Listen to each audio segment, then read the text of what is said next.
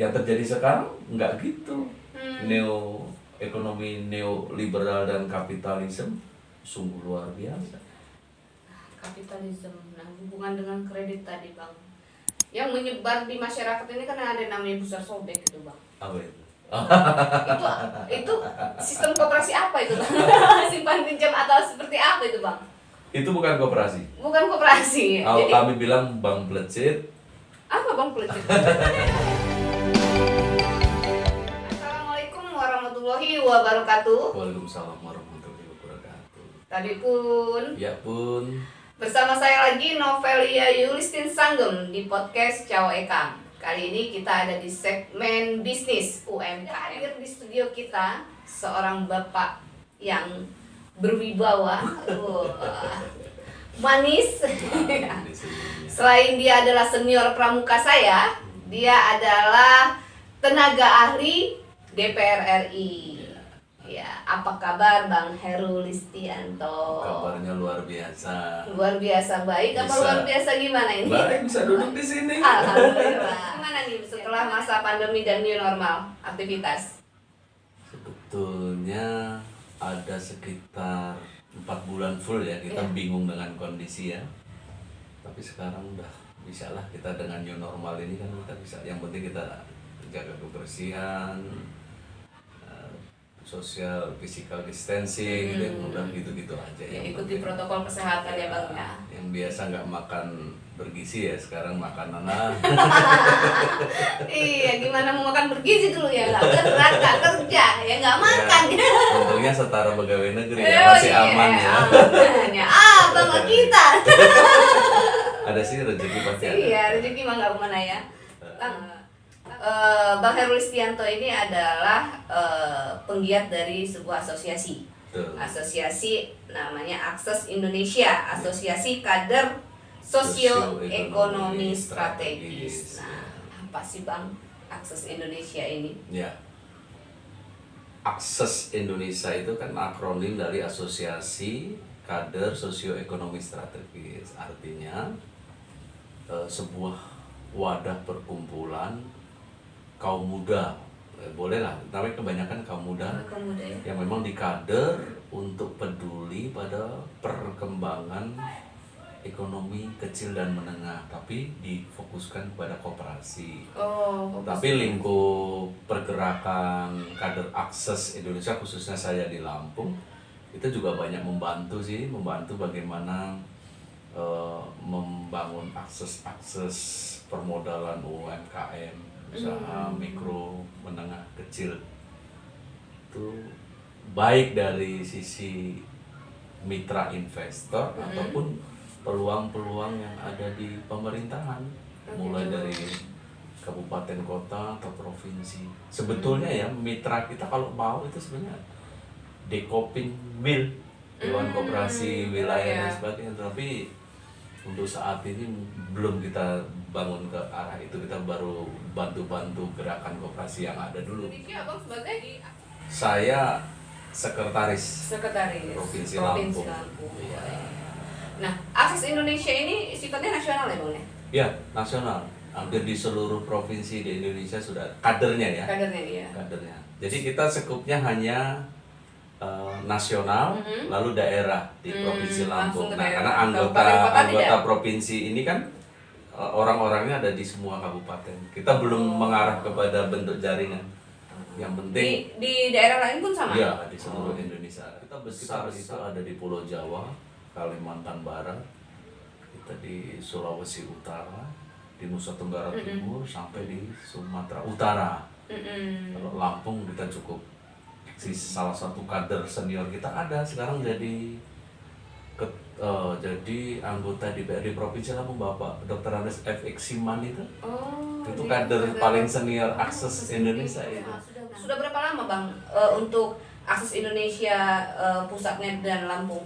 Kita Akses Indonesia itu dimotori oleh pendiri Gerakan Koperasi Kredit Indonesia. Kalau secara nasional itu dulu namanya Credit Union ya, Credit Union. Credit Union itu adalah sebuah bentuk koperasi simpan pinjam asal muasalnya dari ide Raiffeisen di Jerman sana. Nah, zaman itu kan revolusi di Eropa kan luar biasa.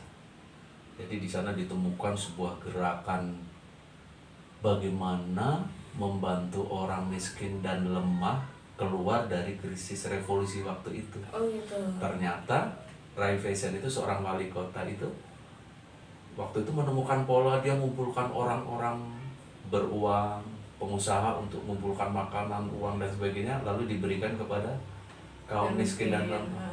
Ternyata hanya bertahan 1 tahun. Oh ya. Akhirnya habis collab dan sebagainya, akhirnya ditemukanlah ide bahwa untuk membantu orang miskin dan lemah itu ya mereka sendiri. Oh gitu. Jadi tidak bisa mengharapkan nggak adil bisa. ya Jadi siapapun. memberdayakan kemampuan mereka sendiri. Ya. Mau dibentuklah, dan disitulah muncullah namanya credit union. Credit union itu kan credere itu kan bahasa di sana bahasa Latinnya kepercayaan. Union itu kan kumpulan. Jadi kumpulan yang dibentuk atas dasar saling percaya. Iya. Makanya di Indonesia karena istilah kredit union dianggap asing, maka berubah koperasi kredit. Koperasi kredit. Bukan koperasi yang meminjamkan barang-barang kreditan, bukan. Bukan. Jadi koperasi kredit itu dari kata credere. Sisipan dari redaksi itu ya Bang. Itu sehingga kita dapat pengakuan badan hukum dan sebagainya dan diakui dan cukup besar di Indonesia. Kredit union tuh tahun 70 sudah masuk. Untuk di Lampung tahun 82 sudah masuk. Artinya sudah cukup lama. Nah, untuk akses sendiri muncul baru sekitar 5 tahun terakhir ini. Karena kita agak prihatin ya pergerakan. Karena kita lemah dari sisi politis. Oh iya. Jadi kita memandang gerakan kita cukup besar di Indonesia itu. Di Kalimantan Barat saja sudah aset sudah 1,5 triliun. Di Lampung sudah hampir 1 triliun. Ada koperasi primer terbesar seperti di Lampung itu ada koperasi kredit Mekarsa itu sudah luar biasa. Dari anggota 200 sekarang anggotanya sudah ya 17 ribuan, 18 ribu, asetnya mendekati 1 triliun 900. Itu mengelola kemampuan dari anggotanya, nggak ada bantuan dari pihak ketiga. Ada 45 primer di Lampung kita dampingi. 45. Yang besar kedua ada di Pringsewu, di Kalirejo. Kalau Kak Novel main ke Kalirejo, itu kantor-kantornya sudah mirip bank, lebih besar dari bank. Ya, itu ya. Nah sekarang kita akses dibentuk untuk membangun militansi pergerakan. Jadi rohnya kredit union kan ada 4. Tapi masih ada kredit union itu ya? Banyak, sampai sekarang masih eksis dan menjadi koperasi-koperasi terbaik Lampung saat ini loh. Gitu. Iya, kepala jadi dinas. akses Indonesia ini dengan itu apa? Nah, kita kan dari kader-kader, dari kader-kader koperasi yang potensial itu di kader khusus untuk mempertahankan rohnya kredit union. Tetapi tidak hanya sisi pengembangan kredit union, tapi dari sisi ekonomi makro. Iya, jadi nanti kita bicara peluang bisnis, kerjasama dengan mitra lain. Nah ini kalau nggak dibuat kadernya dulu susah nanti.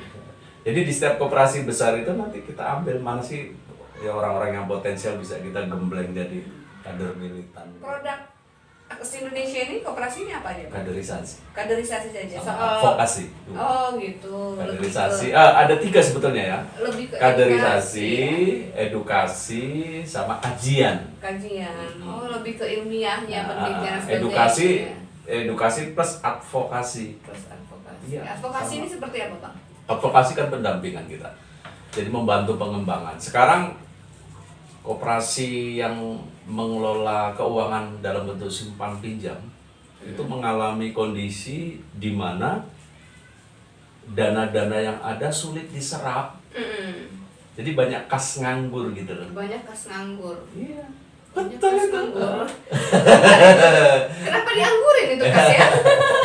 Karena dalam peraturan di koperasi yang kita kelola, kita hanya diperbolehkan menyalurkan pinjaman kepada anggota. di luar anggota Tidak no, bisa, nggak bisa. iya. Nah, itu yang memperkuat gerakan kita. Oh iya. Nah, kontribusi dengan pemerintah ya kita bentuk kerjasama, supporting, sistem dan sebagainya. Jadi itulah. Nah, ada kemungkinan ada titik lemah yang kita analisis dari perkembangan mulai dari sebelum pandemi ya. Sebelum pandemi kita mengalami penurunan daya serap anggota terhadap pinjaman. Nah, sebetulnya bukan berarti koperasi tidak mampu mengelola, tapi ternyata ada beberapa sisi yang lolos dari pengamatan kita selama ini. Nah, sebetulnya bentuk pendampingan pendidikan seperti apa supaya daya serap itu semakin tinggi. Artinya gini, misalkan kita dulu buat analisis dulu anggota kita itu kita klasifikasi gitu loh. Kita klasifikasi yang petani berapa, yang pedagang berapa, pengusaha kontraktor berapa, ini berapa. Ini rata-rata lemahnya di sini. Nah, inilah nanti kader-kader yang masuk dalam asosiasi kader akses harus mampu membedah ini di koperasi masing-masing. Sebenarnya kami mengarahkan kepada supaya di masing-masing koperasi ada kader-kader yang memang sungguh militan mempertahankan jati diri koperasi itu. Kan kita kan punya 4 pilar di gerakan kami. Apa itu, Bang? Yang pertama swadaya. Swadaya. Swadaya itu kan menggali kemampuan diri sendiri, jangan tergantung pihak ketiga. Itu yang menjadi prinsip kami. Prinsip utama itu ya, swadaya. Swadaya. Yang kedua, prinsip yang mendampingi swadaya pendidikan. Iya. Pendidikan terus menerus. Ini jadi mulai mau jadi calon anggota sudah dididik. Jadi anggota ada tahapan-tahapan pendidikan, mau pinjem dididik. Jadi Jadi untuk menjadi anggota itu harus ada pola 3 ya? jam pola pendidikan dasar. 3 jam. 3 jam pola pendidikan hanya untuk Mengisi luarnya aja. Waduh. Baru nanti ada pendidikan dasar. Pendidikan dasar. Jadi nggak bisa kita jadi anggota langsung pinjem, nggak bisa. Gitu. Nah, mempertahankan. Lalu yang ini swadaya pendidikan. Swadaya pendidikan solidaritas. Solidaritas. Nah, solidaritas ini yang dimaksud begini. Koperasi-koperasi primer yang ada di Lampung itu menyisihkan sekian persen dari sisa hasil usahanya, pendapatan dia, sisa hasil usaha ya. Sisa hasil usaha itu kan pendapatan dikurangi biaya udah jadi SAU-nya. Surplusnya itulah. Itu diberikan kepada gerakan karena primer itu bergabung jadi satu, di atasnya ada sekunder provinsi namanya Puskopdit. Pusat Koperasi Kredit. Nanti Puskopdit di Indonesia ada 32 Puskopdit gabung namanya Inkopdit, Induk Koperasi Kredit. Nah, hebatnya, maaf nih, bukan hebat ya. Jadi kenapa keistimewaan dan kelebihan kami karena gerakan kami ini networking. Jadi ini kita itu tergabung dalam gerakan dunia. Jadi mulai Inkopdit lalu ada AQ Asia, lalu ada WOQ dunia. Jadi bisa saja nanti pengurus primer ini tahu belajar di Kanada. Kalau dia mampu berbahasa asing, itu kenapa kita butuh kader-kader yang militan dan paham pengembangan, menjaga rohnya. Nah, itulah maka akses ini dirintis, dibentuk oleh salah satu pendiri CU Indonesia, Bapak Robi Tulus. Beliau warga negara Indonesia yang sekarang pindah ke Kanada itu yang terus menerus mensupport kami. Di akses nasional Pak Suroto itu berasal dari basisnya Koperasi Mahasiswa di Purwokerto, Universitas Jenderal Sudirman. Dulu kan ada Kopmanya. Ya, sekarang Kopmanya udah ngajar? Di Lampung masih, di Lampung bagus. Sebagian Kopma Unila, Kopma UIN, Kopma STKIP itu banyak kok menggunakan kami sebagai narasumber. Khususnya di bidang kaderisasi, pengembangan usaha gitu. Ini kan untuk menjadi anggota di asosiasi ini agak sulit ya, tidak langsung jadi gitu ya. Minimal dia menjadi salah satu anggota atau pengurus di koperasi ini. Salah satu koperasi yang ada di binaan ini. Boleh jadi bukan hanya dari gerakan koperasi Indonesia ya, koperasi kredit ya, mungkin koperasi lain kalau memang kita anggap dia mampu menjembatani gerakan koperasi secara umum di Lampung, bisa saja kita. Berapa anggota yang ada sekarang, Bang, di Lampung? Terakhir kami kaderisasi ada 29 orang. 29. Itu tersebar di seluruh Lampung ini kota, ada. ya? Ada yang jadi ketua koperasi, ada yang manajer, ada yang hanya karyawan, ada yang anggota biasa seperti saya, anggota biasa. Asosiasi ini di mana, Bang, sekretariatan kita? Sementara ada bergabung di Pusat Koperasi Kredit Caraka Utama Lampung di Raja Basah. Itu kan kita ada kantor Puskopdi, nah situlah sekaligus kita sekretariat bersama ya. Setelah itu, Bang, program-program yang selain soal pelatihan ini apa saja yang sudah dilakukan oleh Akses Indonesia selain pelatihan dan pengkajian?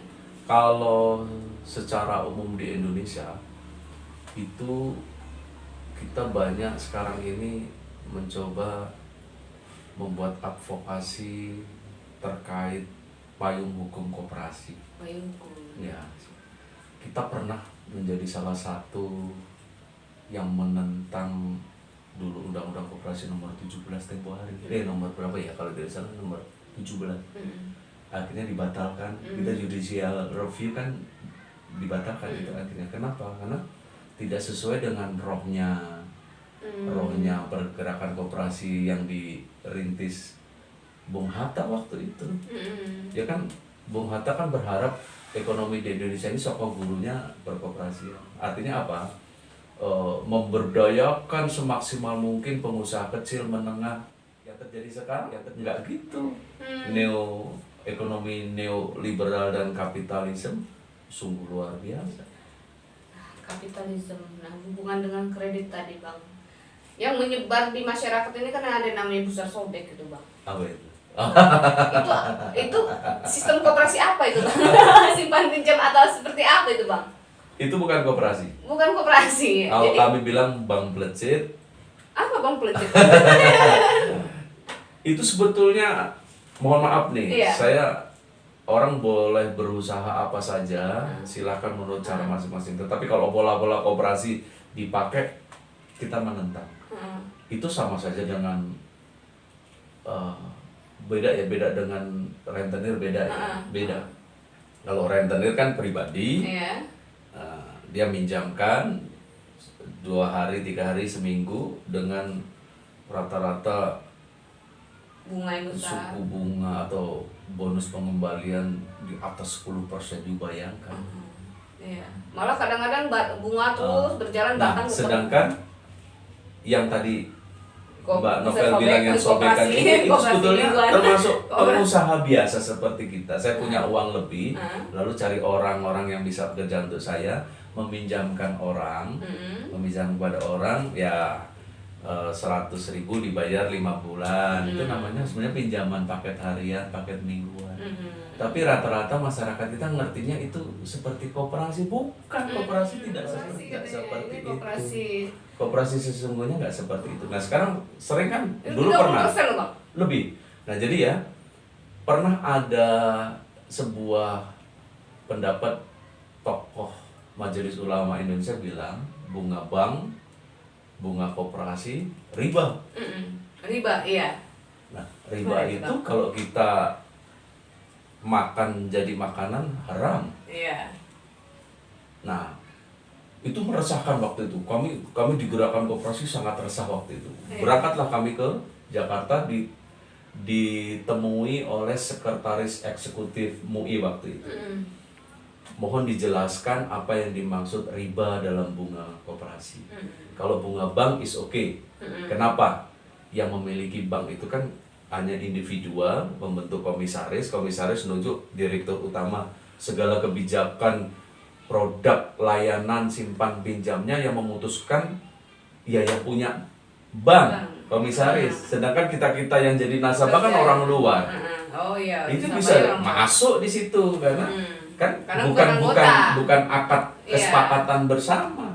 Tapi kalau di dunia koperasi kredit khususnya nih nggak bisa.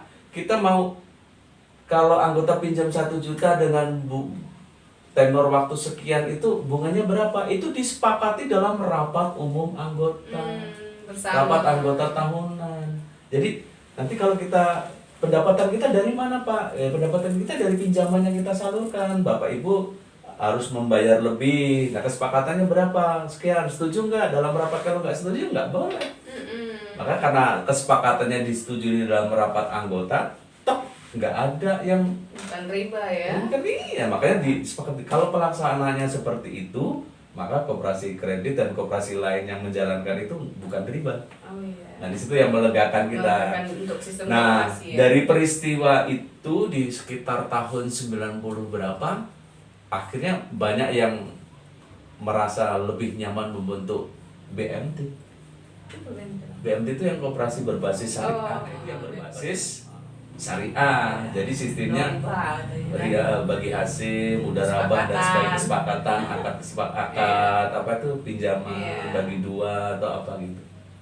Nah itu dulu yang mengawali BMT. Padahal dulu mereka kita yang kader juga gitu. Ini ada koperasi baru nih Bang yang bermunculan sekitar setahun ini lah Bang. Mungkin nanti saya update gitu ya, seperti entah dari mana, mungkin bahasanya dari kementerian lah, dari ini dari itu, padahal itu simpan pinjam yang berputar terus setiap minggu itu. Kami punya analogi Mbak Novel. Kami punya analogi menanggapi sebuah kemunculan koperasi. Ada yang namanya koperasi merpati. Koperasi merpati itu biasa muncul ketika pemerintah akan memunculkan bantuan dana, dana bergulir dan sebagainya, akhirnya bermunculan koperasi-koperasi baru untuk mendapatkan untuk menangkap itu. Ini sangat politis loh ini sangat politis, kaitannya politis karena isu itu kan pasti muncul dari sana. Nah, sekarang kan terpilihnya seorang menteri itu kan sekarang politis sekali, jabatan politis sangat, gitu. Nah, biasanya kan di belakangnya kan banyak. Nah, artinya untuk menangkap itu. Jadi ketika yang ditangkap sudah tidak ada, ya merpati kalau pakannya sudah nggak ada, terbang dan sebagainya. Sebetulnya tidak. Nah, tapi sekarang untuk pembentukan sebuah koperasi lebih selektif. Memang saya setuju lah kepala dinas yang sekarang di Provinsi Lampung dia mulai selektif, mana-mana yang nggak aktif bekukan semuanya. Itu sangat simpan pinjam. Mau koperasi apa bentuk bunyinya. Ambil, padahal itu sebenarnya malah mencekik ya. Ya, kita sebetulnya ada bentuk, tapi saya tidak membanggakan gerakan kami ya. Gerakan kami itu ada 45 primer itu is okay, stabil. Bisa disebutkan Bang koperasi-koperasi apa? Banyak. Yang terbesar sekarang ini di Lampung jadi kebanggaan Provinsi Lampung. Saya dulu sempat menjadi pengawas di sana, ikut mendirikan dulu. Itu namanya Koperasi Kredit Mekarsai, posisinya di Jalan Insinyur Juanda nomor 31. Itu sangat besar. Itu dulu diawali dari didirikan oleh para guru-guru Safiris. Zaman dulu kan susah, mau nikah kita susah, cari dana, udah nikah mau pinjem untuk bangun rumah juga susah, akhirnya banyak pinjam ke yayasan antre dan sebagainya dan Lalu yang kedua ada namanya Koperasi Gentiaras di Pringsewu. Itu dari guru-guru negeri dulu, dari guru-guru negeri. Lalu ada Koperasi Bunga Tanjung sekarang besar di Kalirejo. Ada Koperasi Santa Clara, di Metro ada Setia Bakti, banyak. Di Kota Bumi ada Karya Bakti, di Waikanan Taman Sari apa ada, saya nggak hafal semuanya, ada 45 sebenarnya. Yang kecil-kecil juga banyak. Lampung Timur mulai bertumbuh sekarang. Yang besar ada 5 ya, Mekarsai, Gentiaras, Bunga Tanjung, Santa Clara, Karya Bakti Kota Bumi, terus Setia Bakti Metro. Kalau yang besarnya ada 5, 6, ya. Yang kecilnya itu ada berapa Bang? Nggak dihitung atau bagaimana? Ya 45, sekitar 30-an. Kecilnya dalam arti sudah di atas miliaran semua. nggak ada yang ratusan juta lagi sekarang. Itu masyarakat kecil bisa masuk kayak itu? Dan justru anggotanya semuanya masyarakat kecil itu. Emang. Ini yang jarang dipublish. Iya. Nah sekarang aja mulai dinas koperasi mulai gandeng kita. Nah kemarin Menteri Koperasi Republik Indonesia Pak Teten Mas Duki datang ke koperasi kami. Kemarin belum lama, baru bulan yang lalu ditemani Ibu Wakil Gubernur waktu itu. Kebetulan saya ada kegiatan, jadi bangga koperasi kami yang mojok di tempatnya gitu, Pak Menteri mau datang gitu kan. Alhamdulillah. Jadi payah dulu kita pernah menanamkan disiplin, gembleng kaderisasi, militansi, patuh pada pilar-pilar koperasi, jati diri koperasi. Jangan lepas dari pakemnya, sop-somnya itu. Sekarang udah ada buahnya. Akhirnya gitu. terbayar. Kita cukup melihat aja lah. Ya? Seperti saya cukup lihat dari jauh. Melihat dari Bangga. jauh, Gitu. Bangga lah. Dulu saya. Iya. Diminum bang? Iya ya. Ini air kesehatan Kangen Water. Kangen Water ya. Kalau di Lampung bisa diambil di mana nih? Kalau ini di Wai Halim Kimaja Ada manfaat juga ya. Bagus Banyak ya. manfaatnya. Bang, kira-kira apa lagi nih yang ingin disampaikan kepada halayak penonton Cowok Ekam soal koperasi, soal asosiasi? Kalau saya akan dari kacamata akses ya, Asosiasi Kader Sosioekonomi Strategis. Masih banyak peluang sebetulnya, terutama bagaimana dari anggota-anggota koperasi yang ada, khususnya kaum muda yang ada di Provinsi Lampung, kita sekarang mulai coba membangkitkan ekonomi berbasis kreatif. Ekonomi kreatif itu sepertinya yang kelak akan menyerap banyak dana yang menganggur itu. Artinya gini, kalau toh paling kami akan menstimulus aja ya, menstimulus pengurus-pengurus koperasi itu. Ayo kita backup kegiatan kaum muda, lalu kita panggil narasumber yang bisa menumbuhkan minat di ekonomi kreatif. Itu peluangnya luar biasa. Nah, seperti Mbak Novel sekarang ini kreatif, ini luar biasa ini. Iya. Iya. Jadi YouTuber, 10 YouTuber. YouTuber Lampung nanti terkenal. Ya kan? Nggak lama lah, cobalah nanti. Amin. Kalau kita apa ya, selalu memberikan kebaikan pasti rezeki dan kebaikan timpah ruah di sini. Amin, insya Allah. Pasti gitu lah. ya. Kita juga. Tapi kalau jadi YouTuber ingat saya. Ini udah jadi YouTuber sebenarnya. Ini ingat. YouTuber sukses ya. Amin. Kita juga sempat bukan sempat ya, kita fokus di UMKM. Iya. Karena memang UMKM itu butuh ruang-ruang informasi yang bisa lebih luas. Iya. Sampai. Saya coba mencari peluang itu. Saya mencari peluang bagaimana memberi stimulus pengurus-pengurus koperasi yang sekarang, gimana kita sasarannya milenial kan, bonus demografi bentar lagi. Iya. 2025 itu bonus demografi di Indonesia luar biasa. Demografi itu maksudnya hampir 75 tenaga kerja aktif produktif ada. Anak muda seletingan adik-adik kita, anak-anak kita itu bonus. Jadi generasi saya terutama sudah masuk generasi bawah.